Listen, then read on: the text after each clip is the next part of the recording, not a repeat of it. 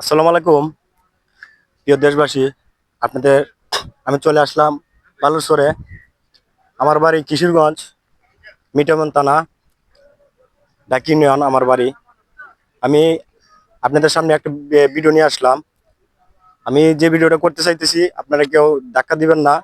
আর বিশেষ করে সবাই ভিডিওটা বুঝবেন, ভিডিওটা আগে দেখবেন, দেখার পরে তারপরে আপনারা মানে লাইক কমেন্ট শেয়ার মতামত জানাবেন, কমেন্টে মতামত জানাবেন। আর ভিডিওটি ফলো করে দিবেন, বেশি বেশি করে শেয়ার করে দিবেন। আজকে যে ভিডিওটা নিয়ে আসছি, আমাদের এলাকা দারিদ্র এলাকা। আমাদের নতুন সরকারকে বলবো, আমাদের বাংলাদেশ সরকার, জনাব তারেক রহমান, আমাদের প্রধানমন্ত্রী, আমাদের এলাকার ইটনা মিটামন অষ্টগ্রামের এমপি বীর মুক্তিযোদ্ধার অ্যাডভোকেট ফজলুর রহমান, উনি এবছর বিপুল ভোটে বিজয় হয়েছে আমাদের এলাকার এমপি। তা বিশেষ করে আমি আজকে যে ভিডিওটা, আমাদের এলাকা দারিদ্র এলাকা, এটা সবাই জানে, হাওর এলাকা। আমরা হাওর এলাকায় বাস করি, পানির সাথে আমরা বাস করি, পানির সাথে যুদ্ধ করি। বন্যায় আমাদের প্রচুর বন্যা হয়, আমরা বন্যা প্রবলিত এলাকা। আর আমাদের যে রাস্তাটা, উড়াল সেতু, ইটনা মিটামন অষ্টগ্রামের হাওরবাসী, হাওরবাসী আমরা অনেক কষ্ট করি। আমাদের হাজারো মা বোন অনেক জীবন দিয়েছে, প্রেগনেন্ট অবস্থা, চিকিৎসা দিতে পারি নাই। 3.5 ঘন্টার গট্টর গট্টর নৌকা দিয়ে যাইতে যাইতে কিশোরগঞ্জ ফসতে ফসতে আপনার দেখা যায় রুগীটা মারা যায়, প্রেগনেন্ট অবস্থা মারা যায়। তাই আমি সবার কাছে আমার একটাই অনুরোধ, আমি বলবো সরকারের কাছে সবাই যেন আবেদন জানাই, কমেন্টে মতামত জানাই। আমাদের এই রাস্তাটা জরুরি দরকার। তাই আমি সবার কাছে বলতে চাই, আমার দেশবাসী, আমার ইটনা মিটামন অষ্টগ্রাম দেশবাসীর কাছে আমার একটাই অনুরোধ, ভিডিওটা বেশি বেশি করে শেয়ার দেওয়ার জন্য, কমেন্টে মতামত জানানোর জন্য।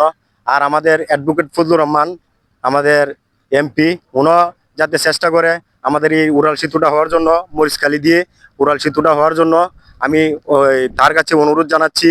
আর উনাও 96 থেকে নির্বাচন করতেছে, ও পাশ করতে পারে না। এবছর আল্লাহর রহমতে ওনার বিপুল ভোটে জয় হয়েছে, পাশ করেছে, আমরা ভোট দিয়েছি। তাই উনাও আগের থেকে বলে আছে যে আমি যদি পাশ করতে পারি তাহলে আমাদের এই এলাকার 3 ঘন্টার কট্টর কট্টর নৌকা আর চলবে না। আমাদের বাড়ি থেকে আমাদের মা বোন যেন এই গাড়ি দিয়া যাইতে পারে ঢাকা, কিশোরগঞ্জ, ময়মনসিংহ, সিলেট, খুলনা, বরিশাল, সারা বাংলাদেশে, কক্সবাজার, টেকনাফ থেকে তেঁতুলিয়া যেন যেতে পারে।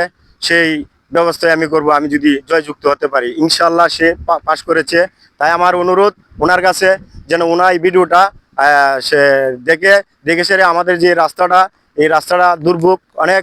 এই আমাদের যে মুরব্বীরা আছে, মুরব্বীরা যাইতে পারে না, চিকিৎসা করতে পারে না। সে যাইতে যেতে দেখা যাচ্ছে যে রুগীটা মারা যাচ্ছে।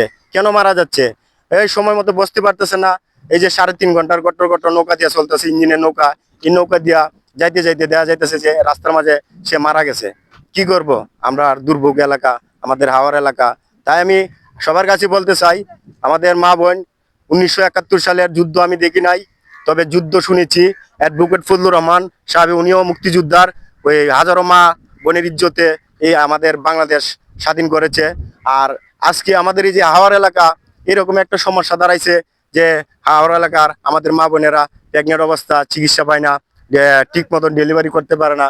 তাই আমি সবার কাছেই বলবো, হাজারো মার বিনিময়ে যেন আমাদের এই উড়াল সেতু রাস্তাটা দিয়ে দেয়।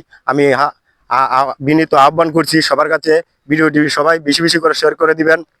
আর সবার কাছে একটাই অনুরোধ, কি হাওরবাসী, আমাদের কি রাস্তা দরকার?